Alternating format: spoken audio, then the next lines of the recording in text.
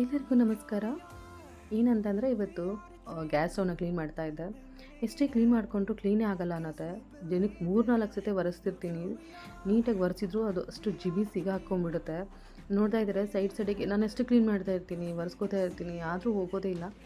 ವರ್ಷಕ್ಕೆ ಒಂದು ಸತಿನಾದರೂ ಈ ಥರ ಕ್ಲೀನ್ ಮಾಡ್ಕೋಬೇಕು. ಎಸ್ಪೆಷಲಿ ಗ್ಲಾಸ್ ಟಾಪ್ನ, ಯಾಕಂದರೆ ಕಾಕ್ರೋಚಸ್ ಎಲ್ಲ ಆಗೋದು ಜಾಸ್ತಿ. ಇದೆಲ್ಲ ಕೆಳಗಡೆಗೆ ಹಾಗಾಗಿ ಇದಾಗ್ಬಿಟ್ಟಿರುತ್ತಲ್ವ, ಅಲ್ಲಿ ಸಂದಿ ಥರ ಇರುತ್ತೆ, ಆಗಿಬಿಡುತ್ತೆ. ಹಾಗಾಗಿ ಸೊ ನಾನು ಯಾವಾಗಲೂ ಕ್ಲೀನ್ ಮಾಡ್ತಾನೇ ಇರ್ತೀನಿ. ಯಾಕಂದರೆ ನನಗೆ ಸಂಡೇ ಬಂದರೆ ಫುಲ್ಲು ಇವತ್ತು ಫುಲ್ ಕ್ಲೀನಿಂಗ್ ಅಂದರೆ ಅಡುಗೆ ಮನೆ ಕ್ಲೀನಿಂಗ್ ಆಗಿರ್ಬೋದು, ಇದೆಲ್ಲ ಗ್ಯಾಸಿಂದ ಆಗಿರ್ಬೋದು, ಆಚೆ ಕಡೆ ಆಗಿರ್ಬೋದು. ಸಂಡೇ ಬಂದರೆ ಒಂಥರ ಫುಲ್ ಕೆಲಸ, ಕೆಲಸ.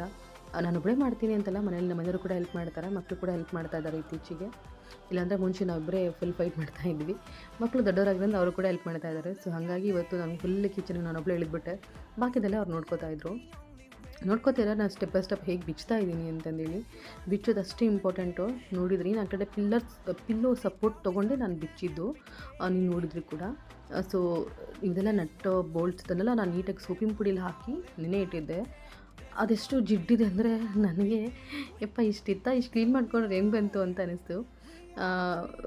ಹಾಗಾಗಿ ನಾನೇನೆಂದರೆ ಇವಾಗ ನಾವು ಗ್ಲಾಸ್ ಟಾಪೆಲ್ಲ ತುಂಬ ಹುಷಾರಾಗಿ ತೆಗಿಬೇಕು. ತುಂಬ ಆಮೇಲೆ ಬಿಚ್ಚಿದ ಮೇಲೆ ಅದನ್ನು ವಾಪಸ್ ಸೆಟ್ ಮಾಡೋದು ಅಷ್ಟೇ ಇಂಪಾರ್ಟೆಂಟು. ಪ್ರತಿಯೊಂದು ನಟ್ಸನ್ನು ಕೂಡ ಮಿಸ್ ಮಾಡದೆ ನೀಟಾಗಿ ಎತ್ತಿಡಬೇಕಾಗತ್ತೆ ಕ್ಲೀನ್ ಮಾಡಿದ್ಮೇಲೆ. ನೋಡಿದ್ರಿ ನಾನು ಫುಲ್ ಎಲ್ಲ ಬಿಚ್ಚಿಟ್ಬಿಟ್ಟಿದೆ.